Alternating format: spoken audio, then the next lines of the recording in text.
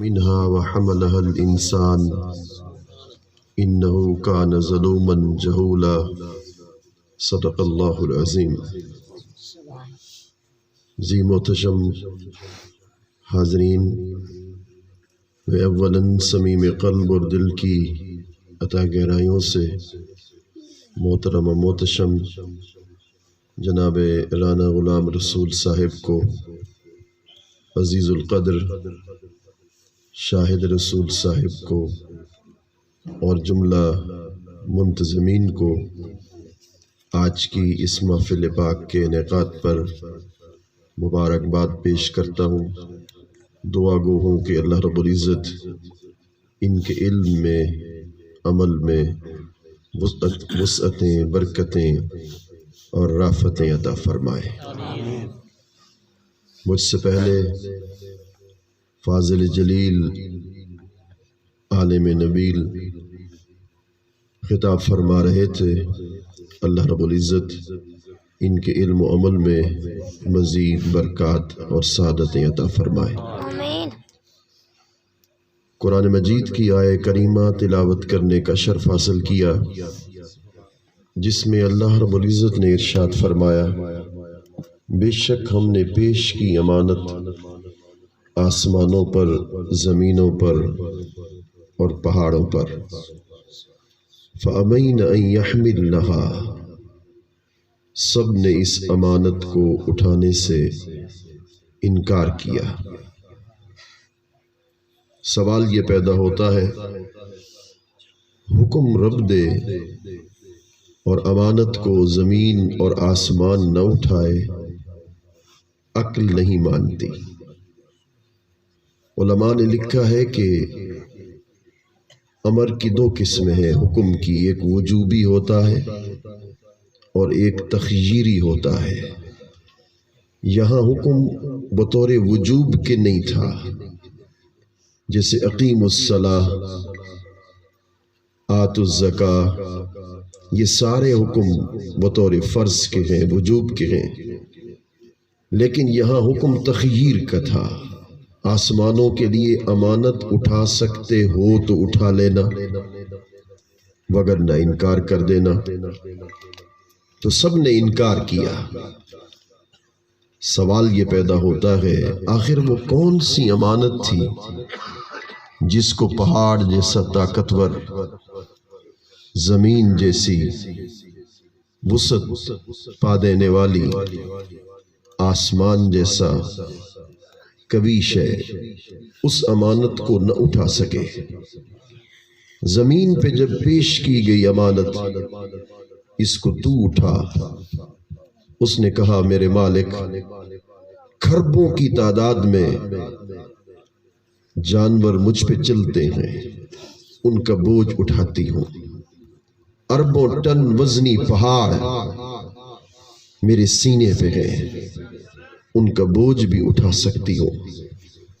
اربوں کی تعداد میں انسان مجھ پہ چلتے ہیں، ان کا بوجھ بھی اٹھا سکتی ہوں، مگر جس امانت کو اٹھانے کی تو بات کرتا ہے میرے مالک، میرا کلیجہ چر جائے گا، میرے اندر وہ سکت نہیں، وہ قوت نہیں، وہ طاقت نہیں کہ اس امانت کو میں اٹھا سکوں۔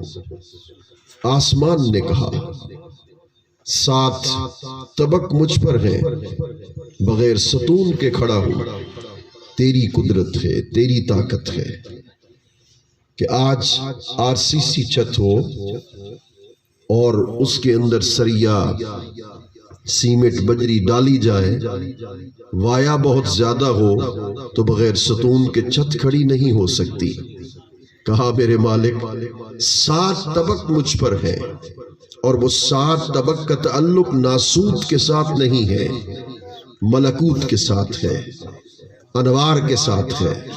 اور یہ یاد رکھ لینا کہ ناسوت کی قوت انوار کی قوت میں فرق ہے۔ انوار کی قوت کیا تھی کہ جیسے خدا نخواستہ کسی درخت پر بجلی چمکے بادل کڑکے اور بجلی اس درخت پہ گرے، درخت کو جلا کے رکھ دیتی ہے۔ بجلی برق ہے، انوار میں سے ایک نور ہے، اس کے بوجھ کو یہ ناسوتی دنیا نہیں اٹھا سکتی۔ بڑی خاص پتے والی بات ہے، آسمان نے کہا میں عالم انوار کے بوجھ کو اٹھا رہا ہوں، مگر میرا مالک جس امانت کو تو میرے سپرد کرنا چاہتا ہے، ایک لمحے سے کم بھی اگر اٹھا دوں تو جل جاؤں، میں نہیں اٹھا سکتا۔ پہاڑ اس نے کہا جعلہ دکا، ایک تجلی دیکھی تھی تو ریزہ ریزہ ہو گیا تھا۔ میں قوی ضرور ہوں، طاقتور ہوں، غالب ہوں، یہ ساری طاقتیں تو نے دی ہیں، مگر جس امانت کو تو اٹھانے کا حکم دیتا ہے میرے اندر وہ وسعت نہیں، طاقت نہیں کہ اس امانت کو اٹھا سکوں۔ یہ ساری تمہید کا بیان کر دینے کے پیچھے ایک مقصد تھا۔ آخر وہ کون سی امانت تھی جس کو زمین، آسمان اور پہاڑ نہ اٹھا سکے؟ وَحَمَلَهَا الْإِنسَانِ، اللہ نے اس امانت کو ایک چھوٹے سے دل رکھنے والے انسان پہ پیش کیا۔ دل کو، اس کی ساخت کو دیکھو تو چند انچ اس کا قد ہے دل کا۔ اس انسان کے قلب پر خدا نے اس امانت کو پیش کیا، تو اٹھا سکتا ہے؟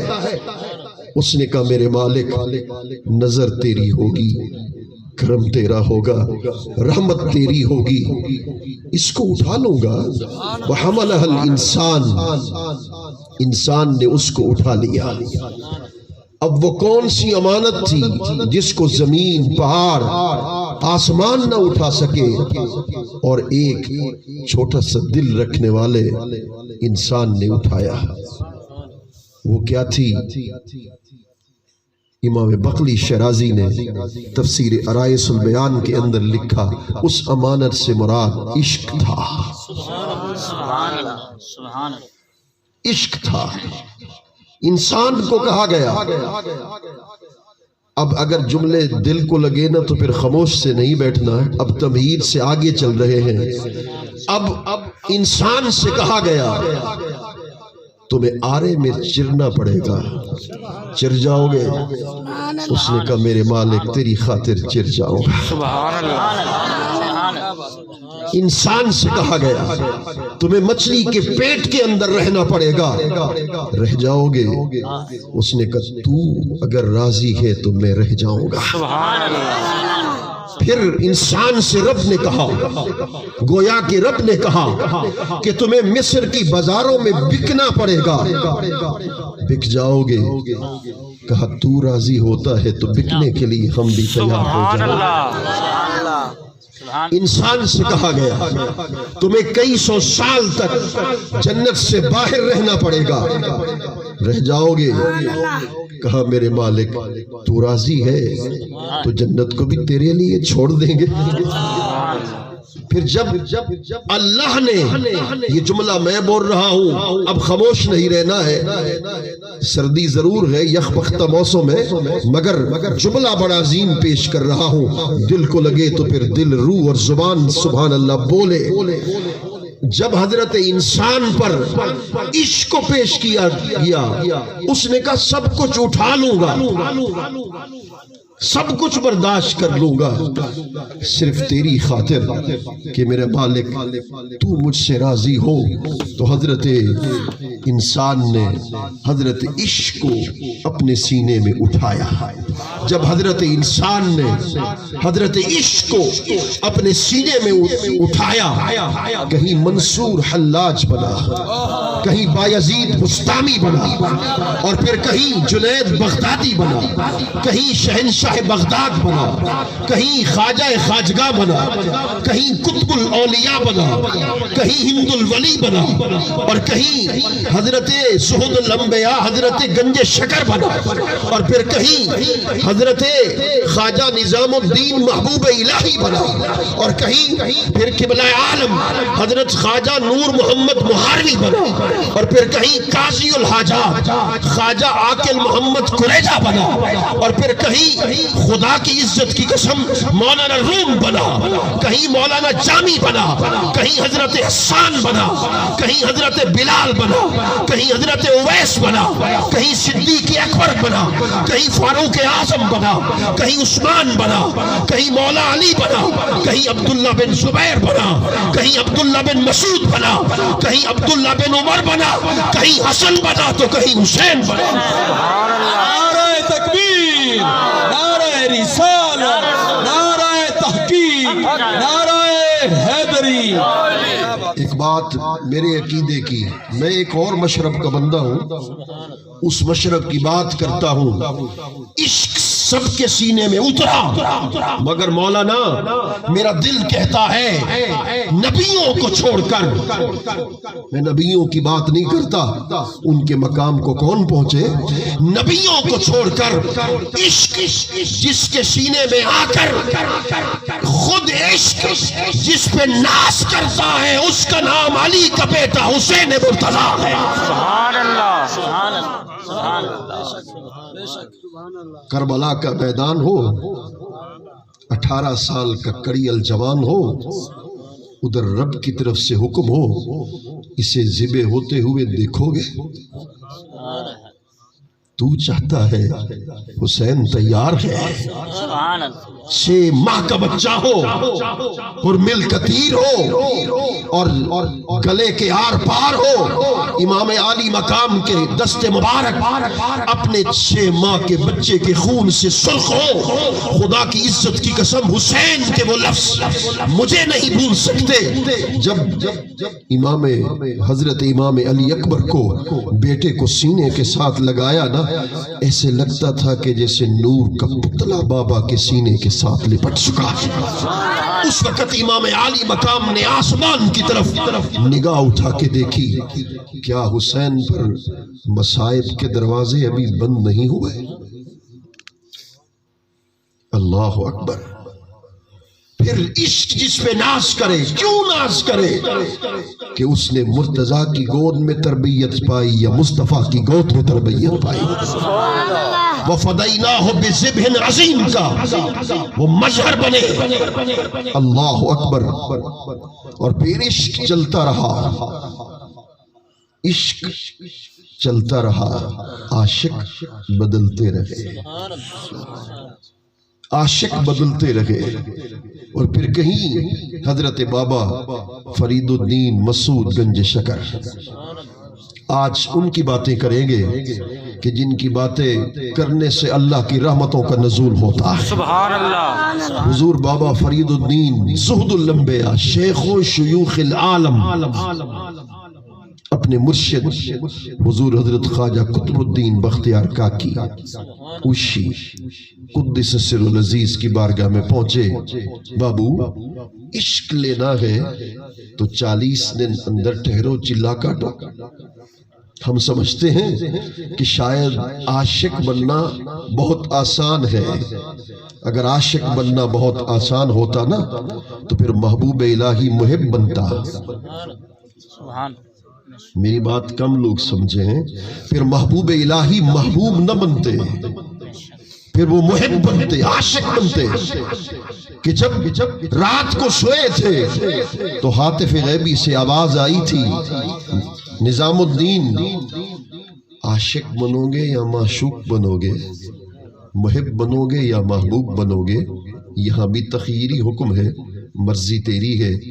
اسی وقت نصف شب کے بعد ماں کے قدموں پہ سر رکھا ہے، ماں نے آنکھیں کھولی ہیں، ماں وہ کہتا ہے عاشق بنو یا معشوق بنو، محب بنو یا محبوب بنو، مشورہ تو دے۔ اس نے کہا تیرا اوکھا سوال ہے، تیرے سوال کا جواب میں نہیں دے سکتی. وہ دہلی میں بھی نان بائی روٹیاں بیچنے والا کھڑا ہوا ہے, تیرے سوال کا جواب وہی دے سکتا ہے. حضرت خواجہ نظام الدین میرا پیران پیر وہاں پہنچا ہے. روٹیاں بیچنے والا عاشق کھڑا ہے, نان بائی بن کے کھڑا ہوا ہے, عشق کا سمندر سینے میں رکھتا ہے. خواجہ نظام الدین قریب پہنچے ہیں, وہ ہو کے لگاتا ہے روٹیاں لے لو, نان فروخت کرنے والا ہوں. خواجہ نظام الدین قریب پہنچے, میری طرف دھیان کر کے جملہ دل کے کانوں سے سننا. اس کے قریب پہنچے, میرے خواجہ پیا نے اس کے کان میں چپکے سے کہا, عاشق بنوں یا معشوق بنوں, محب بنوں یا محبوب بنوں. نان بائی تھا, ظاہراً نان بائی تھا. کہنے لگے بابو کسی عالم سے پوچھ, کسی عالم سے پوچھ, وہ تمہیں بتائے گا عاشق بنوں یا معشوق بنوں. کہا علم کو تو رستے میں چھوڑ کے آئے تھے, ماں نے تیری حقیقت سے پردے چاک کر دیے ہیں. عاشق بنوں یا معشوق بنوں؟ کہا تیرے سوال کا جواب کل ملے گا. دوسرے دن بازار میں پہنچے, بابا غائب تھا. لوگوں سے پوچھا, ایک مسافر نے کہا میں نے اسے جنگل میں جاتے ہوئے دیکھا ہے. جنگل میں پہنچے, اب سنو عاشق کس کو کہتے ہیں. جنگل میں پہنچے تو پھر دیکھا اللہ کا ذکر ہو رہا ہے. حالت اس بابے کی یہ ہے, گردن کٹی ہوئی ہے, بازو جسم سے الگ ہیں اور ٹانگیں جسم سے جدا ہیں. جسم کا ہر عضو وہ جدا ہے, مگر جسم کے ایک ایک انگ سے, ایک ایک بن سے, ایک ایک سنگ سے, خون کے ایک قطرے سے اللہ اللہ کی آواز آ رہی ہے. سبحان, کیا بات. کہا اب تو بول. حضور شاہ صاحب کہا اب تو بول, عاشق بنوں یا معشوق بنوں, محب بنوں یا محبوب بنوں. ایک ایک قطرے سے آواز آئی, عاشق بنو گے تو حال ایسا ہوگا جیسے میرا ہوا پڑا ہے. عاشق کہا اچھا محبوب بن جاؤں. رب سے کہا محبوب بننا چاہتا ہوں, تو پھر خواجہ نظام الدین محبوب الہی بن گئے. اللہ اکبر. اگر عاشق بننا آسان ہوتا تو پھر خواجہ نظام الدین عاشق بنتے, محب بنتے. میں نے کہا عشق جس پہ ناز کرے اور جو اپنے خاندان کی, اپنے خون کی, اپنا سب کچھ اللہ کے نام پہ قربان کر دے, خدا کی عزت کی قسم تاریخ اس کو حسین کا نام دیتی. اللہ اکبر. انا اردنا الامانت علی السماوات. وہ امانت عشق تھی حضرت انسان نے جس کو اٹھایا تھا. ان عشاق میں سے حضور حضرت خواجہ میرے کریم, میرے آقا, میرا پیران پیر, فرد الحق حضور بابا فرید الدین مسعود گنج شکر رضی اللہ تعالی, آپ کو مرشد کے در پہ حاضری کا موقع ملا. حضور عشق کی دولت مل جائے گی, اور عشق کی دولت میں آج تمہیں ضمانت کے ساتھ بات کر رہا ہوں, اور یہ تقریر آج وہ روایتی تقریر نہیں ہے, میں ضمانت کے ساتھ بات کر رہا ہوں. عشق کبھی کسب سے نہیں ملتا. کوئی کہے نا کہ یخ بستہ ٹھنڈی راتوں میں تہجد کی نماز پڑھوں, عشق کی دولت مل جائے گی. کسب سے عشق نہیں ملتا, نگاہ سے عشق ملتا. سبحان اللہ, سبحان اللہ, سبحان. وہ نگاہ کریں تو عشق کی دولت ایک منٹ میں دل میں اتار دیتے ہیں. اللہ اکبر. حضور عشق کی خیرات مل جائے گی. 40 دن کا چلہ کاٹو گے, ضرور کاٹیں گے. کمرے میں بند ہو گئے, 24 گھنٹے میں آدھی روٹی کھانے کو ملتی تھی. 24 گھنٹوں میں پانی کے چند قطرے پی سکتے تھے. 40 دن گزرے خواجہ خواجگاں میرا پیران پیر نائب الرسول فی الہند معین الحق والدین حضرت خواجہ معین الدین چشتی اجمیری سنجری قدس سر العزیز پہنچے. وہ فرید الدین کہاں ہے؟ جوان کہاں ہے؟ عشق کی دولت حضور اب ملنے والی ہے، کہاں ہے؟ حضور اندر چلہ کاٹ رہا ہے. دروازے کی کنڈی کھولی، مرشد بھی ہے، مرشد کا مرشد بھی ہے، پیر بھی ہے، پیران پیر بھی ہے. قریب پہنچے، اٹھنے لگے. نکاحت اتنی تھی اٹھ نہیں سکے. خواجہ پیا نے ہاتھ آگے بڑھایا، اپنی طاقت سے انہیں اوپر اٹھا کر درمیان میں کھڑا کر کے کہا میری اس بات پہ اب توجہ کرنا. قطب الاولیاء حضور حضرت خواجہ قطب الدین بختیار کاکی سے کہا وہ امانت جو میں نے تمہارے سپرد کی دے دو، دے دو. اب جواب اگر جس کو سمجھ آ جائے نا تو سبحان اللہ، نہ بھی سمجھے تو تب بھی سبحان اللہ. میں نے کہا آج کی تقریر کو روایتی تقریر نہیں ہوگی. حضور وضو کے ہوتے ہوئے تیمم تو نہیں ہوتا.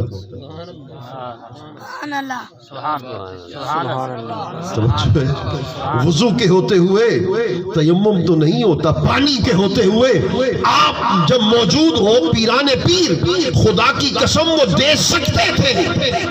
خواجہ غریب نواز اب گرا کھول رہا ہوں. خواجہ غریب نواز چاہتے تھے جو امانت میں نے تمہیں دی تیرے واسطے سے ملے. قطب الاولیاء چاہتے تھے بغیر واسطے سے میرے فرید کو ملے. نعرہ تکبیر، نعرہ رسالت، نعرہ حیدری، مفتی ابن مفتی مدن مختار احمد دورانی صاحب. یارو اللہ اکبر. عشق جنا دی ہڈی رچیا رونا کم ہونا. یارو اللہ اکبر. فرما اچھا. پھر ہاتھ اٹھائے مرشد نے، پیران پیر نے، اور لفظ کہا یہ حضور کی معراج تھی. اس وقت عشق کی دولت ملنے والی تھی. میرے حضور خواجہ غریب نواز نے کہا میرے مالک میرے فرید الدین کو قبول کر. لفظ پہ غور نہیں کیا. میرے مالک میرے فرید کو، سبحان اللہ، میرے فرید کو.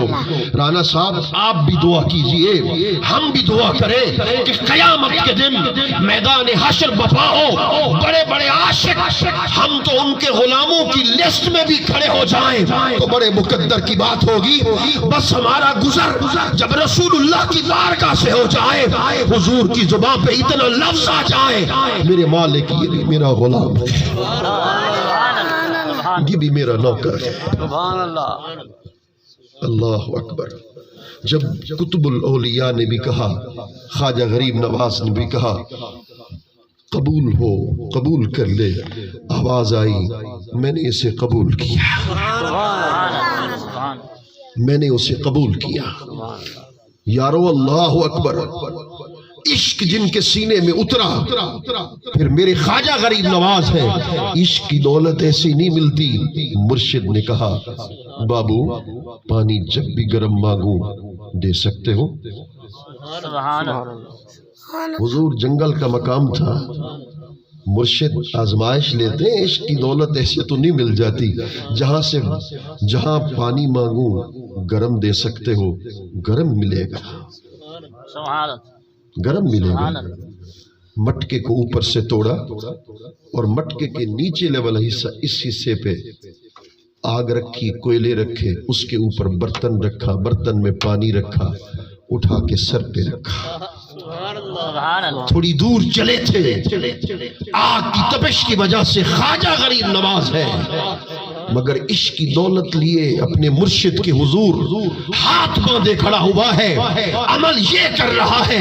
خدا کی قسم تھوڑی دور آگے گئے تھے تو یہ جلد خون بڑھ کر نیچے کی طرف ٹپکی. آپ کی ریش مبارک آپ کے خون مبارک سے تر ہو گئی. مرشد نے مڑ کے دیکھا، بابو میرے لیے اپنے آپ کو نہیں دیکھا. صحیح میرا پیا راضی ہو. میرا مرشد راضی ہو، سینے کے ساتھ لگایا، خواجہ غریب نواز بنا دیا۔ عشق ایسے تو نہیں ملتا۔ وحملہ الانسان، حضرت انسان نے حضرت عشق کو اپنے سینے میں اتار لیا۔ ان عشاق میں سے خود حضور سیدنا غوث اعظم جیلانی، الفرد الکامل، القطب الربانی، سیدنا شیخ حضرت عبد القادر جیلانی۔ یہ محدث ابن جوزی، مولانا آپ ان کو پڑھا ہوگا، بڑا عالم تھا، اور میں نے پڑھا کہ اس کا خاتمہ ایمان پہ نہیں ہو رہا تھا، خاتمہ ایمان پہ نہیں ہو رہا تھا۔ غوث اعظم کا زمانہ تھا، لوگ پہنچے حضور کرم کریں، وجہ یہ تھی کہ اس نے صرف ایک بار کہہ دیا تھا کہ غوث اعظم سے بڑھ کر میں عالم ہوں، ایک بار کہا صرف، خاتمہ ایمان پر نہیں ہو رہا تھا۔ خدا کی عزت کی قسم، غوث اعظم کے در پہ جب پہنچا نا، مرید لے گئے، کہا میرے مرشد کی قرآن مجید کی تفسیر تو سنو کیسا کرتا ہے، وہ ایمان سے کہو کلام رب کہو، تفسیر غوث اعظم کر رہا ہو۔ 11 تفسیریں کی۔ محدث ابن جوزی کے کان میں غوث پاک کے مرید نے کہا، یہ جو 11 تفسیر میرے مرشد نے کی تمہیں معلوم تھی؟ اس نے کہا یہ کون سی بات ہے، میرے علم میں تھی۔ بات تو میں نے کہا بات آج بڑے پردوں میں کر رہا ہوں، بات تو ان کے درمیان ہو رہی تھی، غوث اعظم تو دور بیٹھے تھے۔ جب اس نے کہا تو مجھے 11 تفسیریں پہلے سے معلوم تھی، آپ نے 12ویں 13ویں 14ویں 20ویں 30ویں ایک ہی قرآن کی آیت کی 40 تفسیر تک پہنچے، تو مرید نے کان میں کہا اب بول، 12 سے لے کر 40 تک یہ تفسیریں تجھے معلوم تھی؟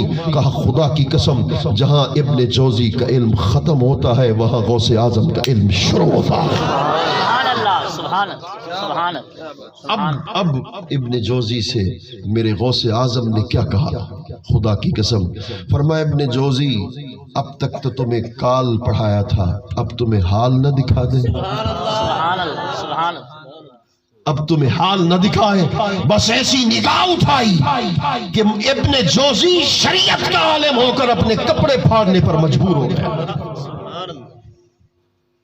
حال کی طرف لے کر آپ آ گئے۔ میرا پیران پیر، اے قطب زمانہ غوث زمن، اے خواجہ خلق مہار وطن، اے نور محمد مرشد من، اے قبلہ معتقدی مدد ہے۔ حضور خواجہ نور محمد مہاروی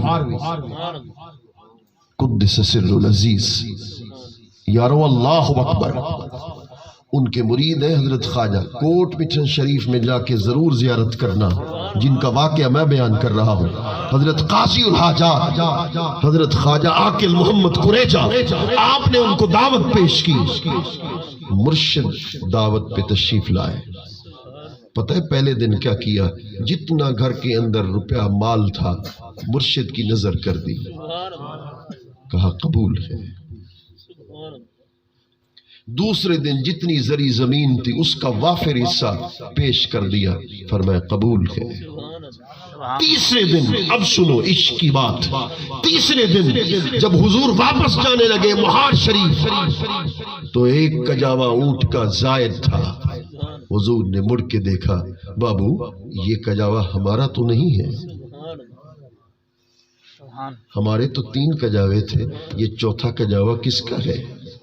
چوتھا اونٹ کس کا ہے؟ ہائے ہائے۔ پھر حضرت خواجہ قاضی عاقل محمد قریجہ نے کیا جواب دیا؟ حضور آپ کے گھر میں جھاڑو دینے کے لیے نکرانیوں کی کنیزوں کی ضرورت تو ضرور ہوگی۔ عاقل محمد قریجہ نے اپنی بیٹیوں کو، شہزادیوں کو آپ کی در کی کنیز بنا کر اس کجاوے پہ سوار کر دیا۔ سبحان اللہ، سبحان اللہ۔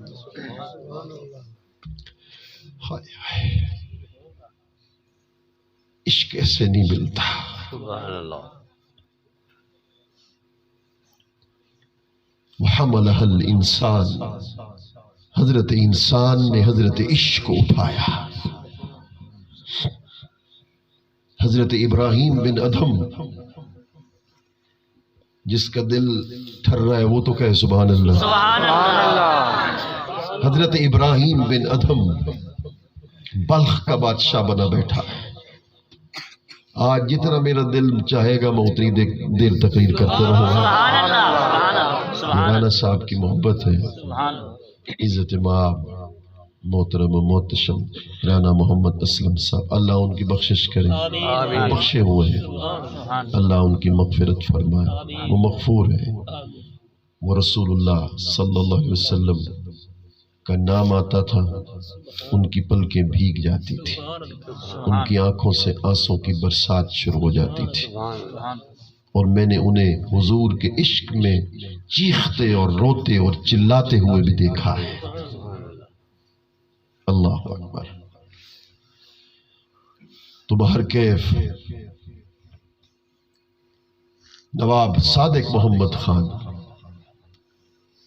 پہنچا حضور فرید پاک کے محل پہ رات کے 12 بجے۔ میں مرشد کے چہرے کی زیارت کروں گا۔ سبحان جب وہاں پہنچا نا، دروازے کو دستک دی تو اندر سے میاں انگڑا سو رہا تھا۔ حضور فرید پاک کا غلام تھا، نوکر تھا، وہ سو رہا تھا۔ جب اس نے دستک دی، نواب تھا وہ، تو نواب بن کے آیا تھا نا کہ رات کے 12 بجے کوئی بات نہیں، مرشد کی زیارت کر دوں گا۔ اس نے دروازے کو دستک دی تو اندر سے میاں انگڑا اٹھے، آدھی نیند آدھی بیداری۔ کہنے لگا کون کتا آیا ہے، کون کتا آیا ہے؟ جب وہ نیند بالکل ختم ہوئی، دروازے کو کھولا، نواب صادق محمد خان کھڑے تھے۔ میاں انگڑا نے ہاتھ جوڑے، تو ریاست کا بادشاہ ہے، تیری بادشاہت میں ہم رہتے ہیں، میرے علم میں نہیں تھا کہ تو آیا ہے، بے خیالی میں مجھ سے لفظ نکل گیا کہ کون کتا آیا ہے، مجھے معاف کر دو گے؟ نواب صادق محمد خان کی دھاڑ نکل گئی۔ اس نے کہا یار تو مجھ سے معافی نہ مانگ، بلکہ آج تم نے صادق محمد خان کو بتا دیا ہے جب مرشد کی گلی میں آنا تو مرشد کے در کا کتا بن کے آنا۔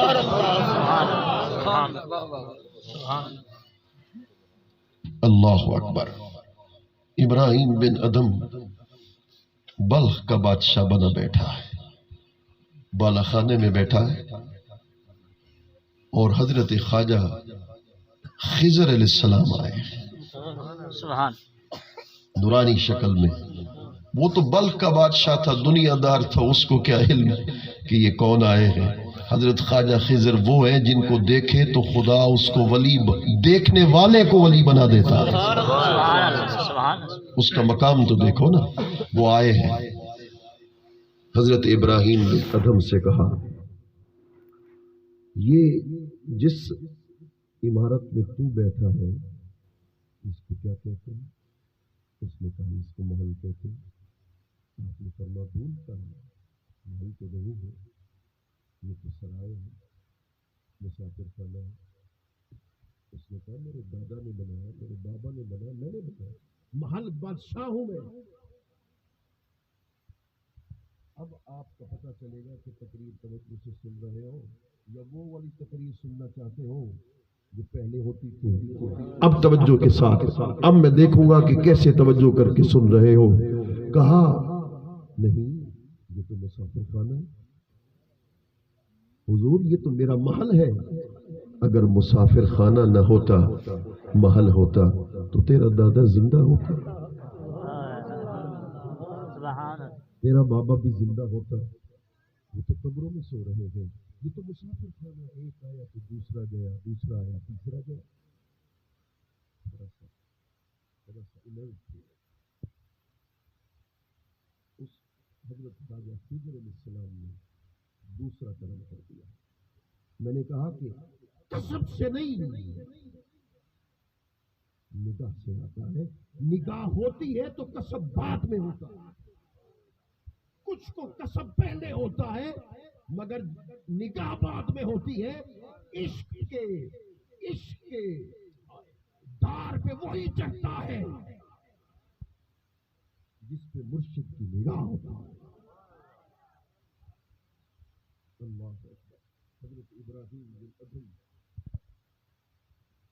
قریب پہنچے اور فرمایا کہ یہ آج کو چھوڑ ہاتھ جوڑ کے میں آپ سے بھی کہہ رہا ہوں، بڑی تقریریں ہم کرتے ہیں، بڑی بات خانی بھی ہم سنتے ہیں، سناتے ہیں، سبحان اللہ کر کے رات کو سو جاتے ہیں، پھر رات کو ہی اور رات کو ہی خدا کے لیے اس کو چھوڑتے ہیں۔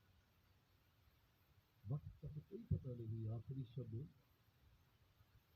مانے ٹاؤن میں ایک ہوٹل میں امام صاحب ہوٹل میں بندہ آیا، ان سے کہا کہ مجھے چائے تو بنا دی دکاندار سے، اس نے چائے بنائی، اس کو پیالی پیش کی، اس نے کہا میں گھر جاتا ہوں، تو چائے پی، میں واپس آ کے تم سے پیسے لے لیتا ہوں۔ اس کی چائے ختم نہیں ہوئی، اندر سے رونے کی آواز آئی۔ جب وہ اندر پہنچا بی بی رو رہی تھی، اس نے کہا کیا بات رہا ہے؟ اس نے کہا جس نے چائے اپنے ہاتھ سے بنا کے دی، اس کی روح تو جسم سے پرواز کر گئی۔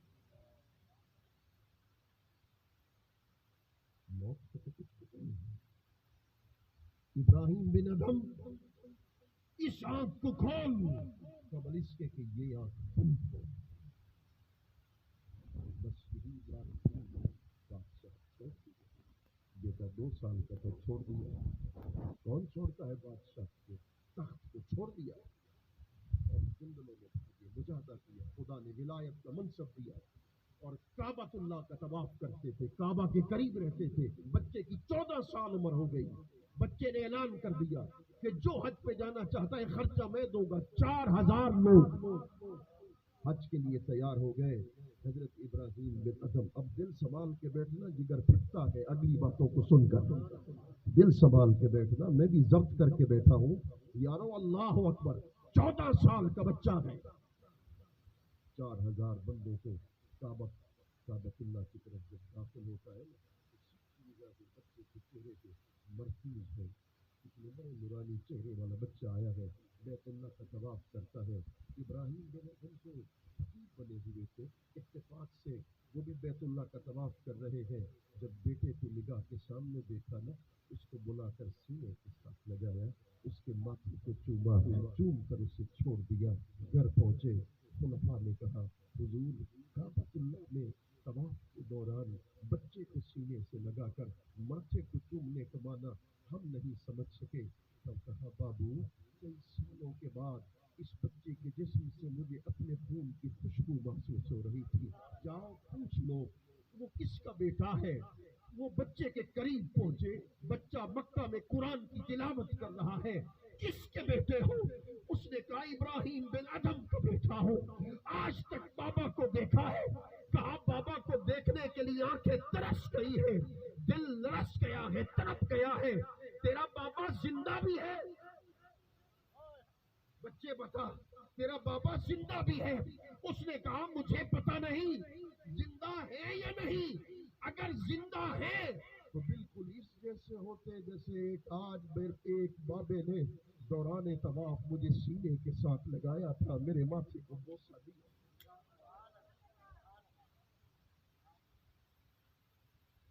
نکل گئی، وہی تو تیرے بابا حضرت ابراہیم بن ادھم ہے۔ سبحان اللہ، سبحان اللہ۔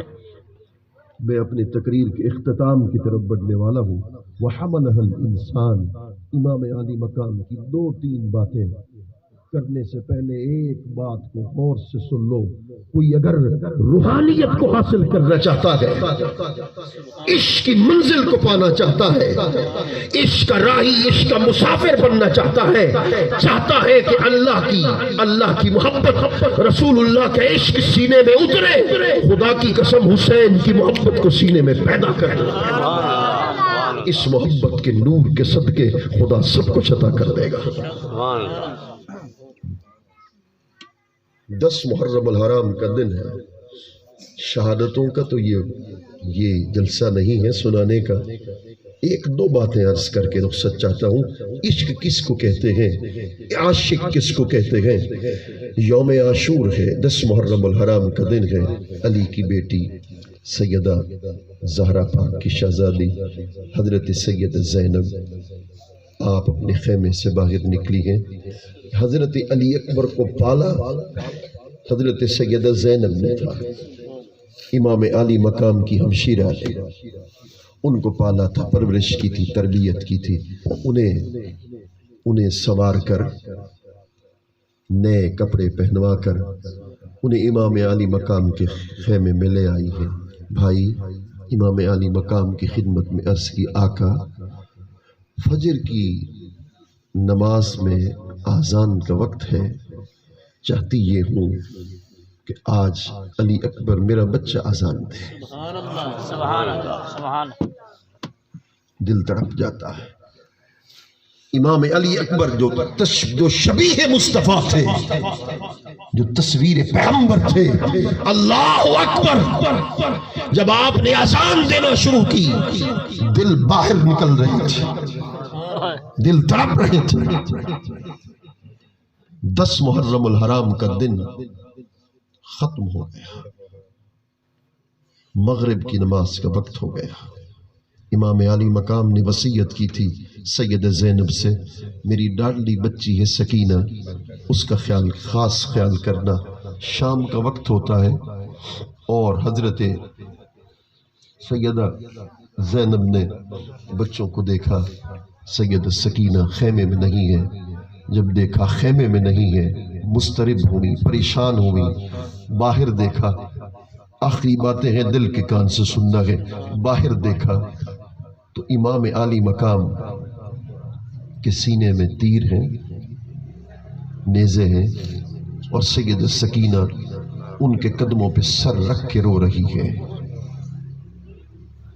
حضرت علی کی بیٹی سید زینب نے کہا، سکینہ اٹھو، خیمے میں چلو۔ ہائے ہائے، کہا مجھے نیند بابا کے سینے پہ آتی ہے، آج سکینہ کو اپنا سر رکھنے کے لیے سینے پہ جگہ نہیں مل رہی تھی، تو سکینہ نے اپنا سر بابا کے قدموں پہ رکھا ہے۔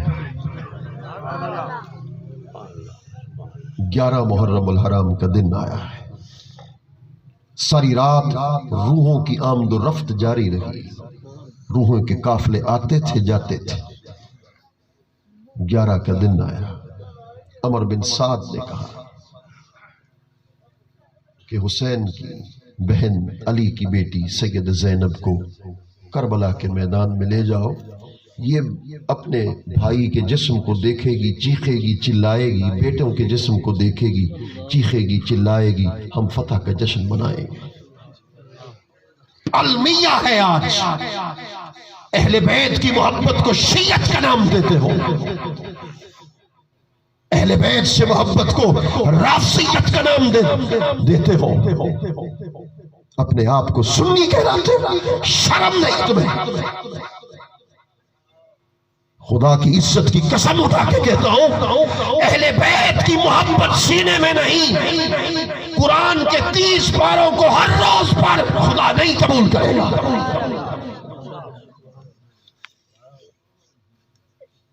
جب تک سید زادوں کی محبت کے نور کو سینے میں پیدا نہیں کرے گا۔ پھر کہتا ہے ذکر کم کر، اس سے فلاں فرقے کو تقویت ملتی ہے، اور تیری کیا ضرورت ہے؟ قرآن نے کہا وَرَفَعْنَا لَكَ ذِكْرَكَ، جتنا زمانہ بڑھتا جائے گا محمد کا ذکر بھی بڑھتا جائے گا، حسین کا ذکر بھی بڑھتا جائے گا۔ سبحان اللہ، تجھے سے ملا مرتے جائیں گے بغض کے اندر۔ 11 محرم الحرام کا دن ہے، علی کی بیٹی کو لے جاؤ، چیخے گی، چلائے گی، فتح کا جشن منائیں گے۔ ایسا ہی ہوا، سیدہ زینب سلام اللہ علیہا آپ کربلا کے میدان میں اتری ہیں۔ اب وہ منظر میں نہیں پیش کر سکتا، نہ کوئی پیش کر سکتا ہے کہ ان کے دل پہ کیا گزری ہوگی، ان کی آنکھوں نے کیا منظر دیکھا ہوگا۔ آج ایسی باتیں کرنے سے روکتے ہو کہ کہیں حب اہل بیت، ادبو اولادکم حب نبیکم، رسول اللہ کی حدیثوں کو بھول گئے، حسین منی وانا من الحسین، رسول اللہ کی حدیثوں کو بھول گئے۔ کیا حضور نے نہیں فرمایا دو چیزیں چھوڑ کے جا رہا ہوں، یا قرآن کو چھوڑ کے جا رہا ہوں یا اپنی اولاد کو چھوڑ کے جا رہا ہوں؟ پھر بھی علم کا دعویٰ،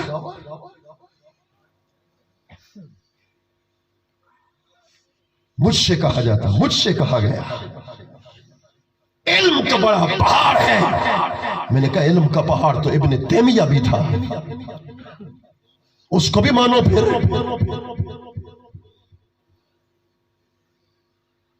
جی وہ تو بے ادب تھا، اگر بے ادب تھا تو پھر علم حق کی دلیل نہیں ہوتا، عشق حق کی دلیل ہوتا ہے، سبحان اللہ، محبت حق کی دلیل ہوتی ہے۔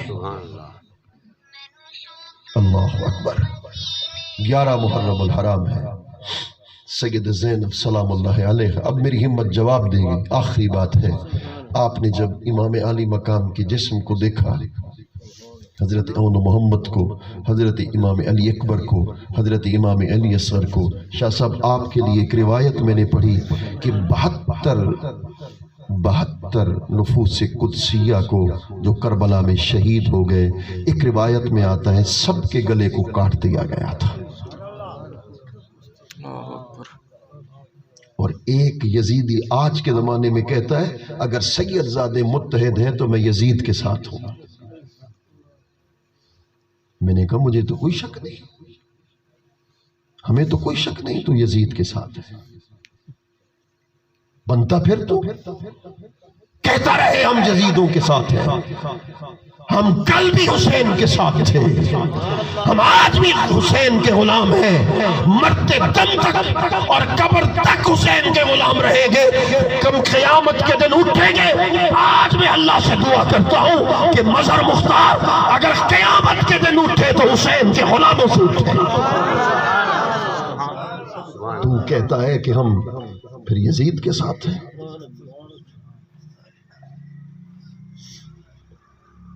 ایک سازش ہے تمہارے مسلک کے خلاف، وہ کل جس نے بے ادبی کی تھی، آج ہمارے علماء نے کتابوں کے اندر لکھا کہ وہ بے ادب تھے۔ مجھے رب کعبہ کی قسم اگر ایسی بے ادبیاں کرتے جاؤ گے، آنے والا مورخ تیرے مسلک کے بارے میں لکھے گا کہ یہ بے ادب تھے اہل بیت کے، یہ بے ادب تھے صحابہ کے۔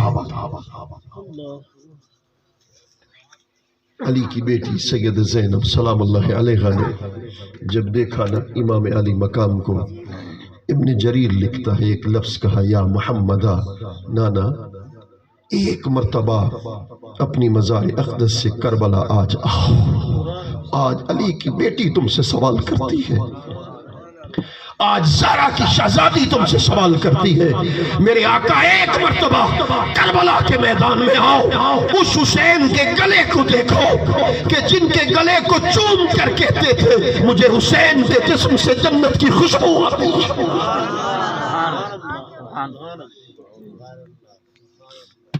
اللہ اکبر۔